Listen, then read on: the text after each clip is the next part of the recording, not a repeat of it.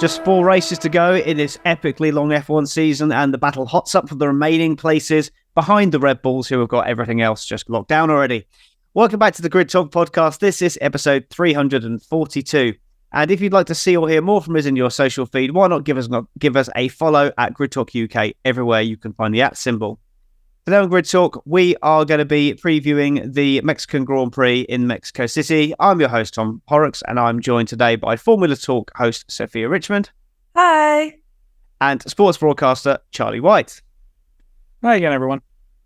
Oh, and before we get into this episode, we must thank our sponsor. BetOnline is your number one source for all your betting needs. Get the latest odds, lines, and matchup reports for baseball, boxing, golf, and more. BetOnline continues to be the fastest and easiest way to place your wagers, including live betting and your favorite casino and card games available to play right from your phone. Head to the website to use your mobile device to sign in today to get in on the action. Be sure to use the promo code BELIEVE, BLEAV, to receive your 50% welcome bonus on your first deposit. BetOnline, where the game starts. This is full disclosure here. We are recording this on Monday evening, and when we went to air yesterday for our Austin Grand Prix review, a lot of things hadn't been declared because we went straight in after the fact, and we had obviously a massive change to the eventual order with the disqualifications of Lewis Hamilton and Charles Leclerc. So we're just going to quickly cover that off now. I'm just going to ask your opinion, Sophia and Charlie, on this. Start with you, Sophia. Is the disqualification, was it warranted, and is it the right punishment to levy for that kind of offence? Whatever I say, there's always going to be some person that's going to disagree to it to some extent anyway. Looking back at some of those images, you could see how much of the difference was. And obviously, there is rules set up for the fairness of the sport, and they do need to take control. The FIA needs to take control and accountability when people are breaking the rules. When it comes to the punishment, I think that was too harsh, and I think also the decision came too late as well. We've seen them make harsh decisions straight away, some of them quite late, some kind of lenient decisions. It is not being accurately spread across the board. I think probably a penalty might have been probably the better outcome instead of disqualifications. However, we'd also seen this also in other disciplines and some of the junior series people as well. I know in F2 there has been some disqualifications from similar reasons why.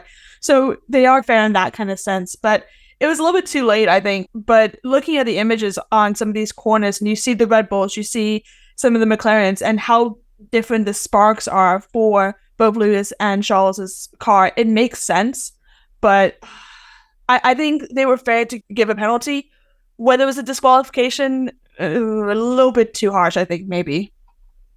Okay, Charlie, anything to add on that? Or do you think this is there a better way that we could actually impose these punishments and the rules? I would agree that with Sophia in that it may have came a bit too late. If they're keeping consistency across the board with disqualifications, I'm fine with that, because how many times have we and others on Grid Talk and elsewhere have harped on the inconsistency of FIA rulings? I will back the FIA for at least being consistent on it. The issue becomes, I think, in this instance, where afterwards they fully admit that there could have been, what did I write down here? The FIA acknowledged that the high wear is probably due to the unique conditions and bumpy track of the Circuit of the Americas and the sprint. Factoring the sprint in, do you then need to adjust the rules to accommodate for any additional wear? Because you are going an additional, 19 laps, I think the sprint was? That's that much more wear and tear on the car, which would reduce it past that needed to be, but kind of grace period for wear of parts. So. Yes, it's a good point. I would caveat that by saying you would probably do a lot more than 19 laps in the other 2 practice sessions, but or the other 1 practice session, because you've got the sprint shootout as well, obviously. But they're not probably going to be driving anywhere near as hard, and they'll still be able to make adjustments. It's more the fact you just have that 1 hour to adjust the car and then have to run it at that level afterwards. But I personally am of the opinion that it seems draconian, but like you say, it's at least consistent. If I may not like the result, but I'd rather have a legal car. So I don't have any major issue with it. But now we've covered that off, we're going to look ahead to the Mexican Grand Prix. There's going to be a few people, which we're going to talk about later on, who are going to be replacing the incumbent drivers for the mandatory the mandatory young driver test. But starting off, though, with a team that is going to keep with the same driver lineup for once is AlphaTauri. 2 of their 4 drivers, two races in a row. It's going to be Yuki Tsunoda and Daniel Ricciardo at the time of recording. Who knows? They've been the worst team all year, seemingly, but they are actually now looking like, with their doubling their points haul at Austin, they've got an improved car. Their drivers look engaged. They're looking like they could be fast. They actually look like they might be in a fight now to not finish bottom, Sophia. So what's your thoughts on AlphaTauri going into this race weekend? What's their chances like? I'm hoping it doesn't repeat last year's Mexican Grand Prix with Ricciardo causing collision with Yuki Tsunoda at the start of the race, which also meant that Yuki did retire from it. Just looking back at the previous records, because y'all know me, I like my numbers, I like my stats and trends. They've been consistently going. They both last year went into Q2, both of the AlphaTauris to begin with. So I think it's definitely safe to say at least one of them will get into Q2. Most likely, I would say probably Ricciardo, maybe. I'm still iffy because obviously he's still returning back from his injury. And then obviously Yuki's just been caught out so many times in qualifying with bad decisions. Obviously, it's now becoming a regular to hear his radio after being knocked out in Q1. I think, and I've said this for multiple episodes, I think for AlphaTauri is just to keep their head down and just be consistent. They shouldn't overstretch and try to do some obscured overtakes, some good and bad. They just need to be consistent and wait for the points to come to them in that kind of way. That being said, obviously they are trying not to be the last team, and with Williams also getting some points as well, that's also helping the battle for the last spot play around. We'll see. I'm expecting a decent qualifying from one of them, maybe both into Q2, and then maybe on the cusp of the points. I think it's a reasonable spot for them. They've been consistently around that area a few times, but I think it'll be also all eyes back on Daniel Ricciardo, given this is going to be his second race after his injury, so he's still in recovery. I think it was a good decision for him to come back later than obviously it was estimated him to come back into, because obviously people said Singapore was the earliest time, and we knew that was probably the worst decision probably for his career as well. Don't want to push in and do more damage later on. So we'll see. I'm hoping it's a good race for them and a good weekend overall as well. Yeah, absolutely. It's good hunting ground for Ricciardo as well. He's done well here in the past. He's always races well around this circuit. And looking ahead then to the Haas team, much lauded updates for Austin, and they amounted to precisely nothing. 1 point in Singapore, the only point since way back in Miami when we all believed Sergio Perez was a championship-winning driver. So it's not looking great. They just seem to be sliding backwards, Haas, and everyone else seems to be getting better right at the wrong time. And this upgrade that they brought Charlie just didn't seem to do it. Maybe better tyre wear in the race, but is there any reason to be hopeful given that the high altitude tends to be a lead to a race of attrition here? Trying to be semi-positive because I like to be positive on the show and in life, but I don't think there's much to really hope for, and which is unfortunate because I do Hulkenberg. He seems like a nice guy. He's not a bad driver because he can put the car, especially the Haas, earlier on in the season, granted, before things really started to fall apart. He could put that Haas up further in the grid where it really had no right to be. But with, I think it's Behrman testing this weekend as well, we'll get a look at least, in theory, the up-and-coming Haas drivers, but with the Hulkenberg and Magnussen locked up for another year, that might just be a part of the requirements more than an actual look of could this be the future as of right now. But I won't go on and on about Haas too much because it's really been just more of the same old. They're sliding backwards, continuing to slide. The upgrades did next to nothing, arguably a complete waste of their already limited budget, given how much it cost for what it delivered. And they didn't burn through tires nearly as fast, and nobody crashed. I guess that's what we can say is their success. So hopefully that they can keep that up, because at least that saves their modest budget. That was incredibly positive. That's more positive than I think I could have mustered for the Haas chances this weekend. So kudos to you there. It's another team that after a very positive round a few weeks ago has slipped back into their usual form is Alfa Romeo, Sophia. A return to their usual form in Austin. There sits them just 6 points off the bottom, but 10 off 7th place. So which way they're going to be looking? Are they going to be looking up, or are they going to be looking down this weekend? Probably looking up. Bottas has had a good race last year in the Alpha. He qualified P6 and finished in the points. So I think it definitely is possible. He is obviously the more experienced over Zhou Guanyu in this track. I think, again, similar to the AlphaTauri as well, it's just consistency for them. I think with Bottas being so experienced as a driver, both when it was with Mercedes and now obviously with the Alfa Romeo, I think he will be the more likely out of the two to bring some of the points and bring the battle a lot closer. But again, anything can really happen at this track as well. We've seen some interesting battles. We've seen some interesting collisions and from over the years. So definitely anything unexpected could happen. But I would say for Bottas, he has the upper hand to do well over Zhou Guanyu. And so, yeah, I think points, it's not too far-fetched to think about Bottas getting points, given, like I said, qualified P6, finished P10 in the race, and then also he did well in previous years when he was with Mercedes. So I think it's not a far-fetched idea. So we'll see. Yeah, point finishes have been quite few and far between in recent rounds for Alfa Romeo, but you never know. This could be their time to get another big points haul. But another team that has been scoring with relative consistency recently, Charlie, is the Williams team, and 26 points now that they're up to. Double points finish and a home race-ish points finish for Logan Sargent. He's got 3 home races, and he actually lives in Miami, so I would call that his home race. But still, a win on home soil for a win? No, that's very audacious. Points finish on home soil there for Logan Sargent. It may have been a little bit of a lucky result for him, but it wasn't a ridiculous points finish. I think he definitely, if you'd have seen, he'd have finished in 10th, given the performance he gave. That was a decent performance for him. Will this track suit Williams this weekend? Can they look for more points, and will Logan push on from this? Just to talk about Logan for a second, I think the saying goes, sometimes you're good to be lucky, but sometimes you got to be lucky to be good. And Logan definitely got the latter part of that. And that's not to take away from the performance, because there was 5, at the end of the race, there was 5 cars removed from the running, but he was still ahead of more people. And that, in the wildness of F1, where we say anything can happen, anything did happen. Anything and everything did happen, and it got him his first point, which maybe gets the monkey off the back. It's hard to say because of just the kind of confusion that happened, but this definitely takes a bit of pressure off, and I think Williams will probably benefit from this. Albon will keep doing Albon things and being always in contention for at least some points, 1 or 2.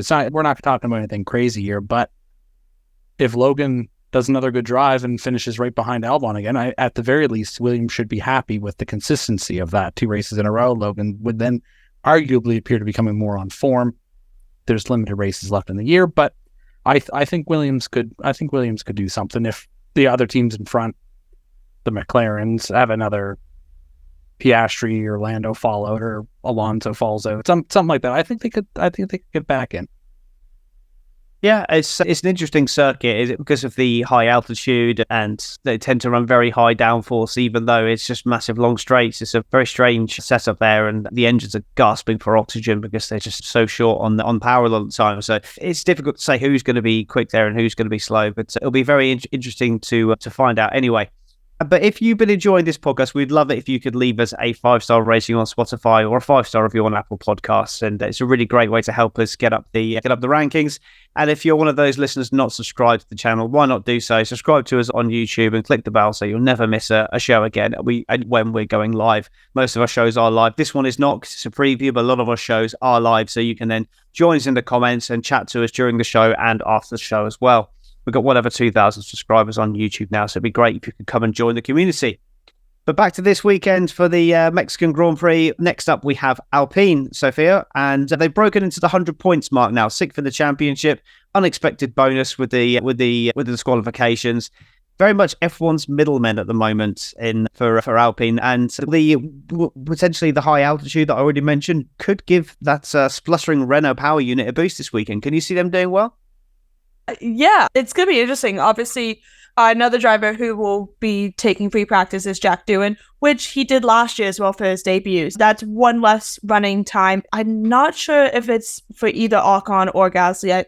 I know last year was for Ocon, so maybe it might be for Gasly this time around.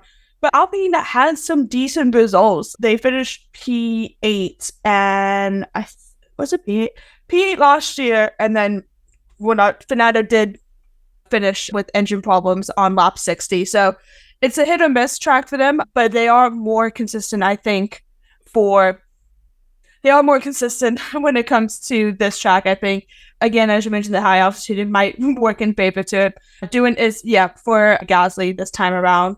When it comes to the performance as well, I don't know if there's any upgrades. I doubt there's any upgrades coming in. I know some of them were still running him back off of Austin and still doing the testing in the triple header, which is sometimes a good decision, sometimes not the best decision. I did mention that, I think, in the qualifying show that we did from Austin as well. Good episode. We went listen to that.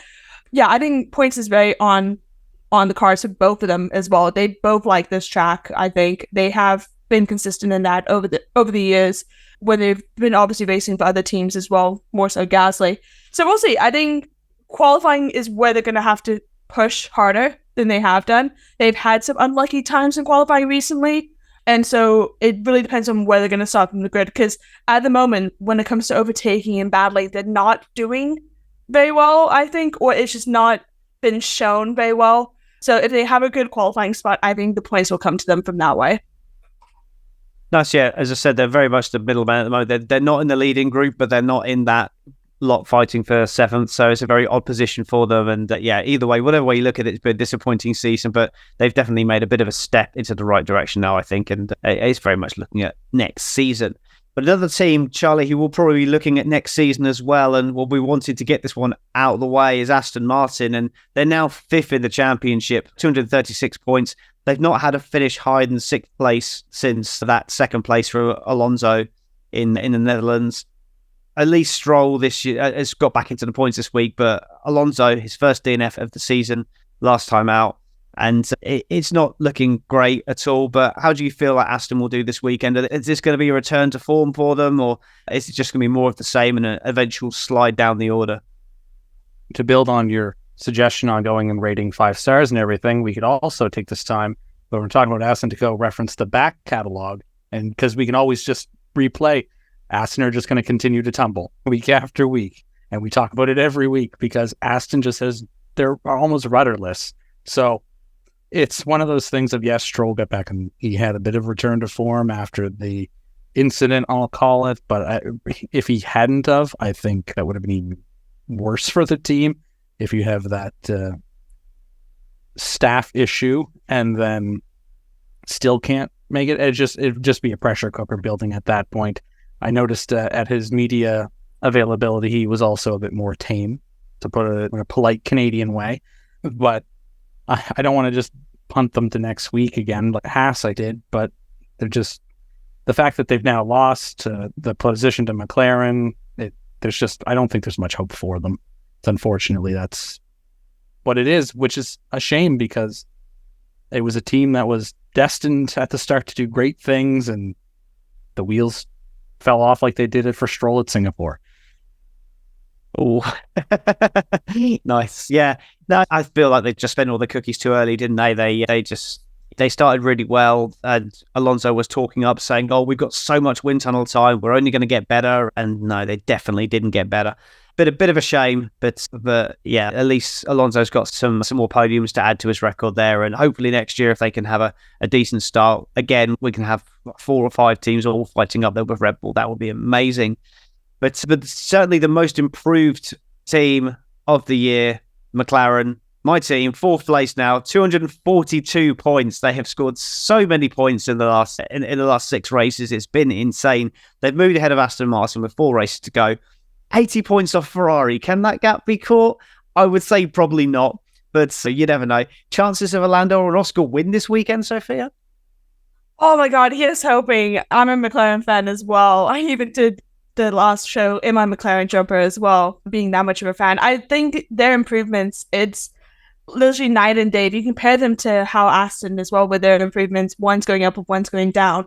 McLaren's upgrades have been absolutely amazing to see, and it's proving how good just everybody back at the factory working on these developments. And obviously we saw it in the earlier part of the season where it just wasn't going for them, and then obviously these upgrades and the fact that they staggered these upgrades, I think, was probably the best decision they did, instead of doing a full blanket upgrade as well, because they could test and see which ones were working, which ones weren't, and stag and bring them back in. So I'm hoping for race win, a proper race win, obviously, because I don't count sprints as a race win, unfortunately, even though Oscar probably does. But they've been quite consistent. I'm expecting at least a podium. Lando, his 100th race, finishing technically P2 after the disqualification. He's had a podium for the last 4 races, whether sprints and everything. That is a great feat to have for McLaren as well. Definitely podium. Points are given for probably both of them as well. I don't expect anything less from them now because they've just been performing consistently race after race so far very well. And if they don't, that means there's something wrong. But I'm not trying to be negative thinking in that kind of way.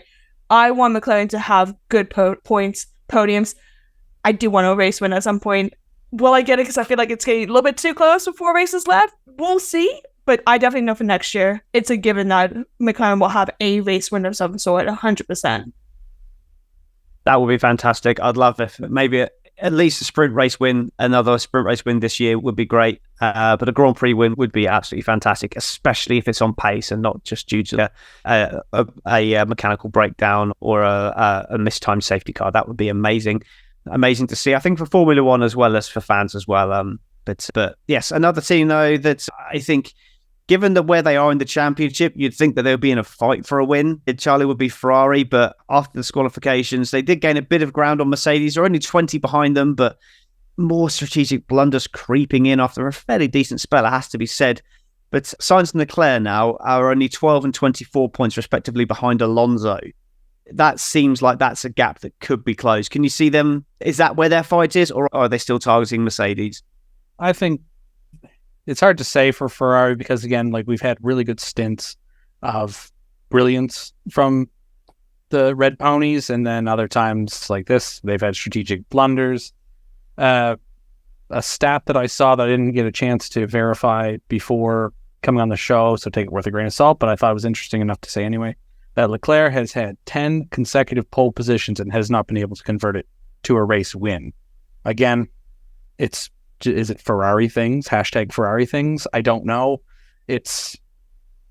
I want Ferrari to do well because they are a heritage team and one of the few that have had their name for the entire thing. I think up in the elevation of Mexico's track, I think they're going to run into problems.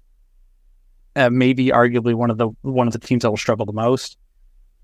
They seem to have, if I remember correctly, they seem to have had a bit of issue with it last year. Now, different cars, mind you, but still, you're still building off that same kind of chassis year over year. If they don't get another disqualification, they might be in mid-point hunt for between the two of them, but I don't see Leclerc or Sainz like snagging a pole this weekend or anything like that. Now, given to the individual points, though, and this will spill over to a couple other things, the points between Leclerc and Sainz with Norris, Alonso, and Russell, like that 4th through 8th in the drivers' rankings, I think that's the most exciting part of this last 5 races, last 4 races now, including the sprints and everything, just to see how those moving parts will actually change, because 8 points, 12 points, 24 points from 4th and 8th, there's a lot of ability to move. A good race from Leclerc and he's right back in it. Sainz can catapult over Alonso. I think that's more where the Ferrari fans should be watching, is the individual drivers' standings rather than constructors. Yeah, absolutely. I do think that as the team we're going to talk about next have squandered a lot of points over the last few races, I think there's still a chance for Ferrari to take that second place in the constructors, and that would be at least something to recover from the season for them.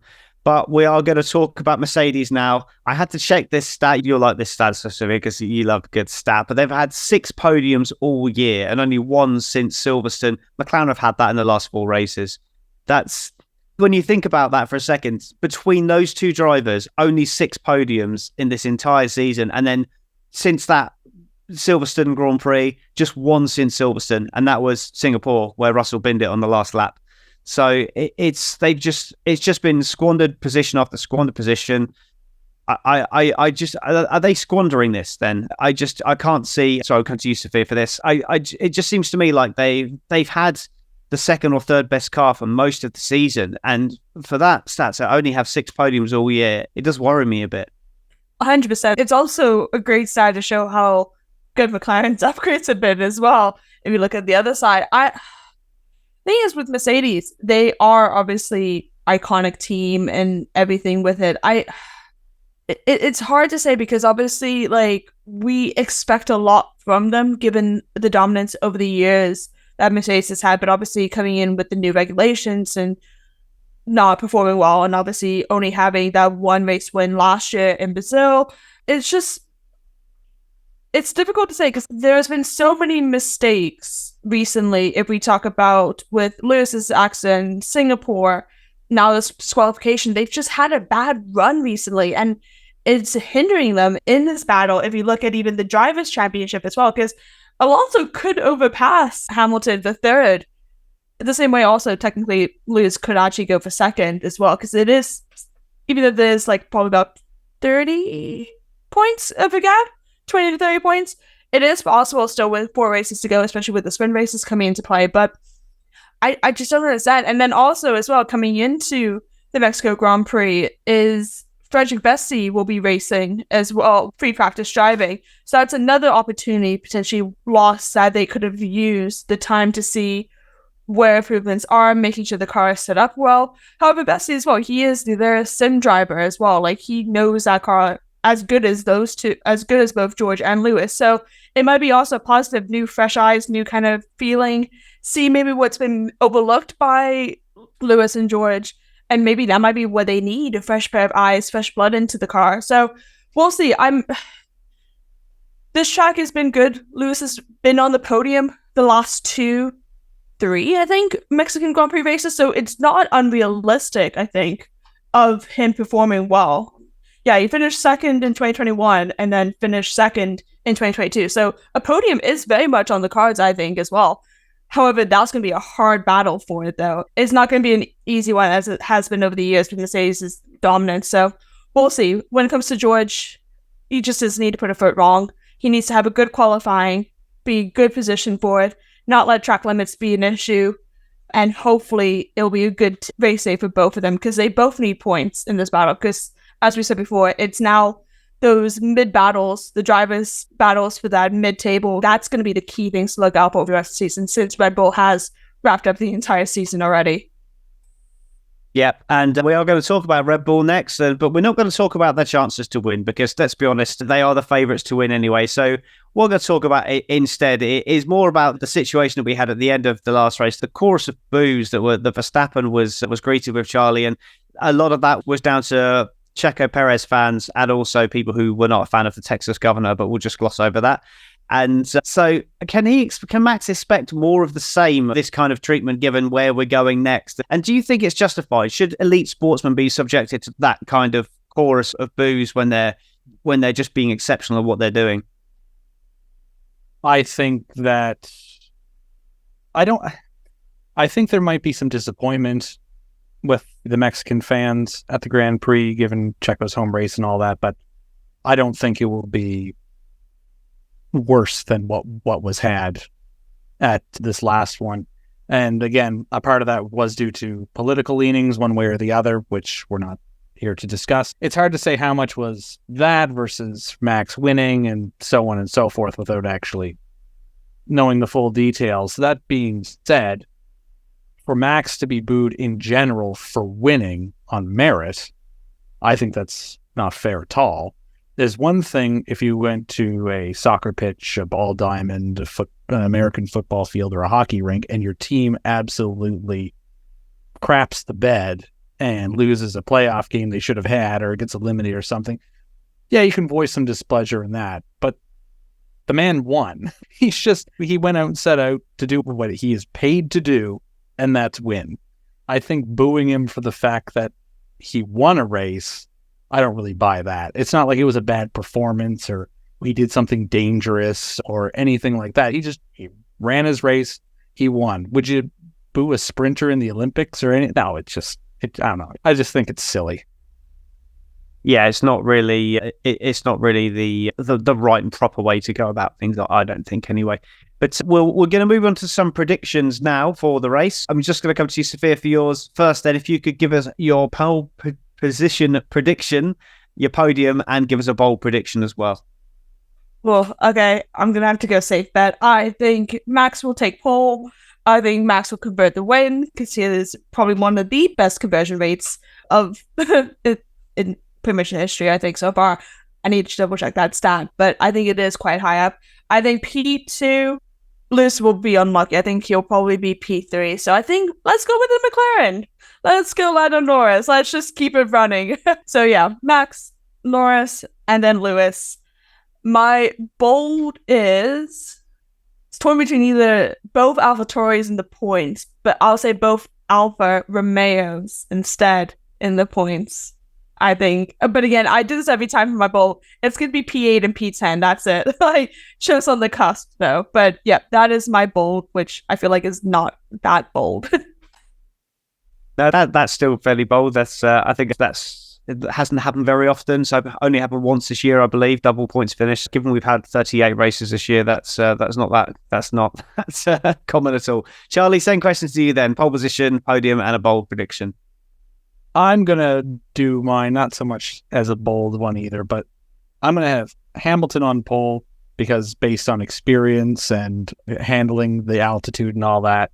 And then for my 1 through 3, Lando, Piastri, and Hamilton, just because that Red Bull has to have a weakness somewhere, and I'm banking on it being altitude.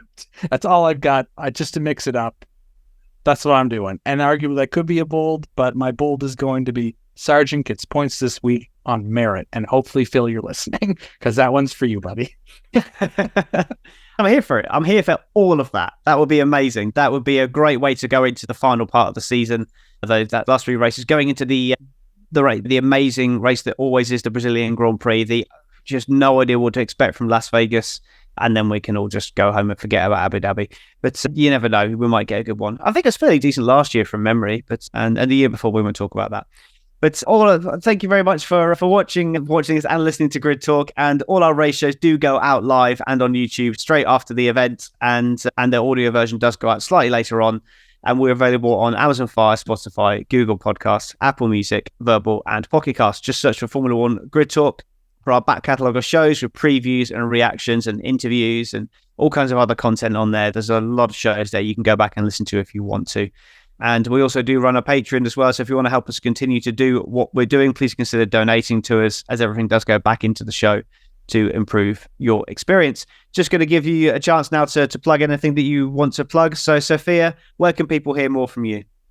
Yeah, so I co-host Formula Talk, which is our sister show of Grid Talk. So we discuss everything that is non-F1, so F2, F3, and F1 Academy that just ended the season in Austin. So we will be reviewing that episode shortly. I also do work with Everything F1. You can find it on the website, www.everythingf1.com, or on all social medias at JoinEF1. I cover more, again, the support series more than the actual F1 basis, because I do find it more interesting, and it's still quite competitive. So take a listen, follow our social medias, and definitely give Formula Talk a shout as well. Yeah, fantastic show. Very enjoyable listen as well. And it's great dynamic between Sophia and Tom. So definitely give that a check out as well. Charlie, anything you'd like to plug? It's the usual. If you're in Atlantic Canada, we're with Eastlink. We cover all the local and live sports from hockey, mainly hockey, Canada, all that. But we started to do a little bit of motor racing. Now we got basketball and everything coming up now that autumn's here and winter's setting. I say setting in, but it's not quite here yet. Still got Halloween first, so we'll go from there. Nice. And if you want to hear more from me, I'm on the Monkey Seat podcast as well with me and my co-host Carl, where we just talk rubbish and don't really make it very factually accurate at all. But there we go. All good fun. So thank you very much for listening to this podcast. We very much hope you joined us for the Mexican Grand Prix preview, which will be this Saturday. So, sorry, Mexican Grand Prix qualifying review. This is the preview. I think it's time to go to bed. Thank you very much, everyone, for joining us, and we'll speak to you soon.